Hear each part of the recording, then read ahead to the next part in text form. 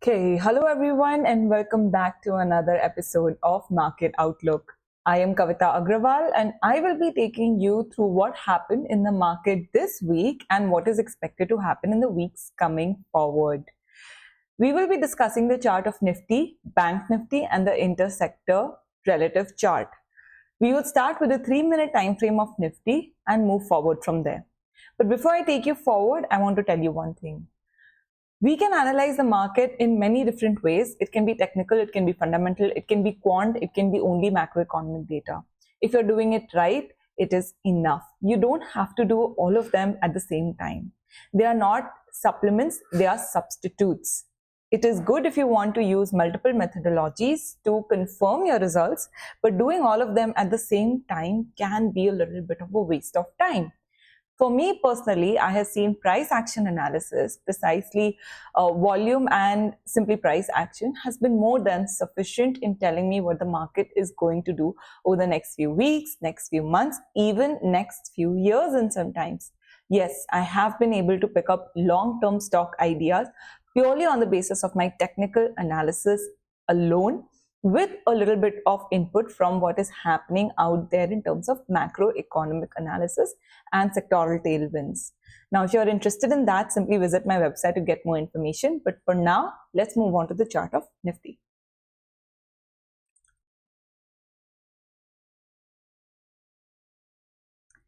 Okay, so what you're seeing now is the 3-minute time frame of Nifty, and this blue line indicates the starting of this week.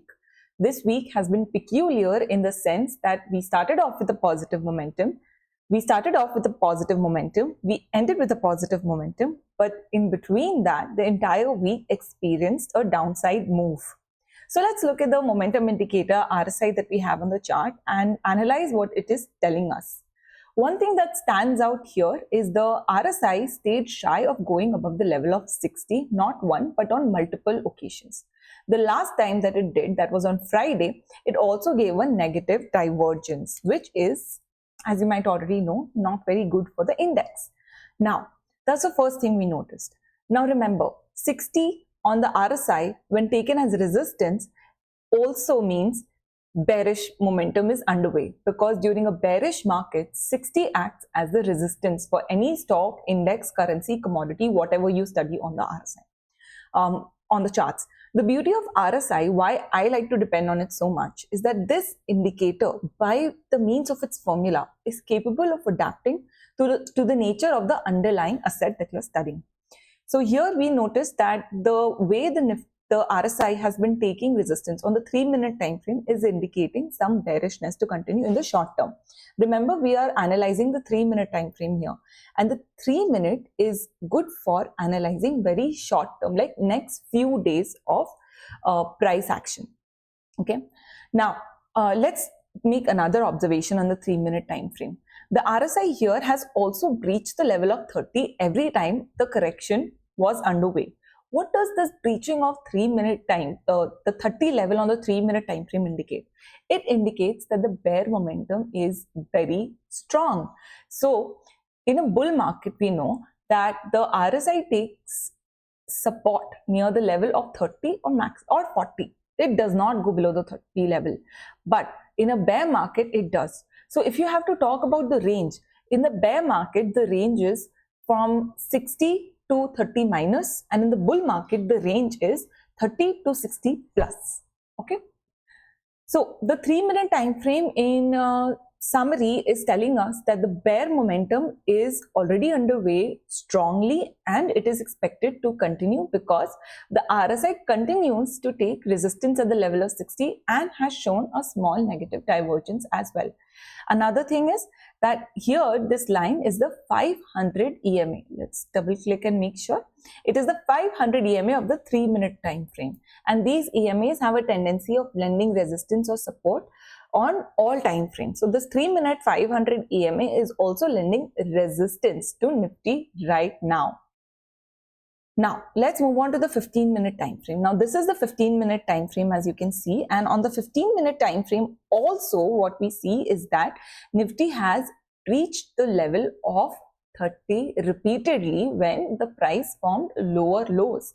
Now, when this happened, Okay, when this happened, what we can see is that there is an indication of negative range shift even on the 15-minute time frame, and I will show it to you here. So you can see that when this bull trend was going on, this upside, look at how the RSI was behaving. RSI was consistently above the level of 60, even going above 70, which was an indication that a very strong bull trend is in motion. Now, if you notice this last peak that was formed, during this last peak, the RSI still went above the level of 60, but not as high as it went last time. The last time it was going even above the level of 70. So this does not tell us that it's absolutely going to tumble, but it does indicate that there is weakness in the Nifty. And similar to that, in line with that analysis, we did see a correction from Nifty all the way from 20,000 to 19,300. So if we take an analysis of the most recent price action, what we do notice is that RSI on the 15-minute time frame is also giving some signs of weakness, because even though the price has moved up here significantly, the RSI has not gone above the level of 60 even here. From what I can see, there is a resistance line somewhere near the level of 19,600.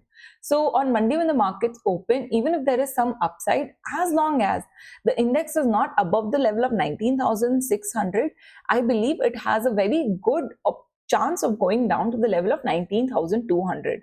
And for me personally, to be convinced that the bull run is back in motion, the index needs to go above the level of 19,760. Quickly taking a look at the 75-minute time frame to draw out the very interesting observation that is there. Now, the 75-minute time frame is not looking as bearish as the 3-minute time frame or the 15-minute time frame is. While there is a small negative divergence which has already been realized in the form of the correction that we saw from 20,000 to 19,300, I believe the correction is almost over. On the 75-minute time frame, another 200 or 300 drop from the current market price of 19,500 to the suggested level of 19,200 will not make a big dent. If anything, on the 15-minute time frame, I believe it will lead to a positive divergence, giving rise to the fresh leg of uptrend which is expected to unfold. The 75-minute time frame continues to look bullish. And talking about the daily time frame, there is no indication of any correction out here. The daily time frame is extremely bullish, which again tells us that the underlying momentum and the broad market momentum is still very strong. So what do you do with this correction? My friends, this is not a time to flee the market. This is a time to buy more bets. If you're a swing trader, if you're a long-term investor, take help of research analysts and buy good stocks into your portfolio. Remember, incurring a little bit of cost to do good stock picking is absolutely justified, especially if you don't want the market to teach you lessons in a hard way by eating into your capital. With that analysis of Nifty, let's move on to the analysis of Bank Nifty, and we will follow the same theme. We will begin with the analysis of the 3 minutes time frame. Now, on the 3-minute time frame, what I can see is that Bank Nifty, which has been in a strong negative range shift, has given this miraculous break above the level of 60 in the last peak that it formed. It's very funny, right? Because look at this. There was a peak here also, but RSI remained the level of 60. There was a peak here, RSI went above the level of 60, but only slightly. The last time we saw RSI going so strongly above the level of 60 on the 3-minute time frame was when there was a big jump in Nifty, in Bank Nifty, and that big jump was actually part of a pretty good upside. So from what I can see here, Bank Nifty might, as a matter of fact, be ready for another leg of upswing. We can see Bank Nifty has also fallen all the way from 46,350, nearly 4.5% to 44,280. My personal support on Bank Nifty was the level of 44,800, which has already been achieved. However, this 15-minute time frame is telling us that a little bit more correction can be expected. And as you can see, there is this blue trend line right here. So I would expect 44,100 or 44,000 to be achieved on the Bank Nifty as well. Taking a look at the 75-minute time frame, again, because of the presence of this negative divergence, I had already started warning my members, my subscribers, that a correction in Bank Nifty is expected. So ever since Bank Nifty topped out basically from somewhere around here, that is somewhere between mid of July, I had already started advising my members against making banking positions. See, in the stock market, in order to be profitable, you have to make sure that you are part of sectors which are in the momentum, not out of momentum. So the 75-minute time frame again is not looking very strong. It's looking a little giddy, but I think another leg of uptrend can be seen here. Personally, in Bank Nifty, I see a strong resistance at the level of 46,750 with support, strong support rather, at the level of 44,000 to 44,200. On the daily time frame, again, the chart of Bank Nifty is also suggesting strength. Now I want to draw your attention to the intersector charts of our market. Now in this chart, all of these wiggly lines that you're seeing, basically each line represents one sector. The reason why we are studying this is that these lines help us to see which are the sectors, how are the sectors performing relative to each other. So this white thick line that you're seeing is the CNX 500, and whichever sector is above it has outperformed it, whichever sector is below it has underperformed it. But in what period? So this axis, the y-axis, the x-axis, or rather the time frame axis, tells us in what time period. So in the chart right now, you're seeing all the data from 24th July 2023. So basically, since 24th of July, CNX Pharma has outperformed the market, or rather CNX 500, and because it is up, and since that date, it has moved plus 6.4%, whereas CNX Pharma has fallen 0.28%. This is a bit of a broad period. So, okay, so let's do the analysis for this. I hope you're able to see the chart properly. Okay. All right. So as we can see, the CNX Pharma and the healthcare sector are in strong bull trend. Now, if you've been watching the market outlook for a while, I have been signaling, or I have been telling you that signs of strength are very prominent in banking, in pharma and healthcare sectors. And this rally proves that it has already happened. Same goes for the CNX IT sector. Now, other than that, the media sector continues to look strong. The metal sector also is looking strong. However, I would ask you to wait for a little bit of correction there. The infra sector, I feel, is coming into a fresh leg of strength, and a lot of upside can be expected there. Same goes for the realty sector. The FMCG sector, I am not very bullish on that right now from the short-term perspective. And the banking sector, as I said, it can come into momentum either this week or next week. So banking stocks can be where we can make fresh positions again. So stay away from auto sector, let it take some correction, because the auto sector has been rallying very strongly in the last few weeks. Usually as retail traders, we have a tendency to chase the market momentum where it has already happened. That is not a very good idea.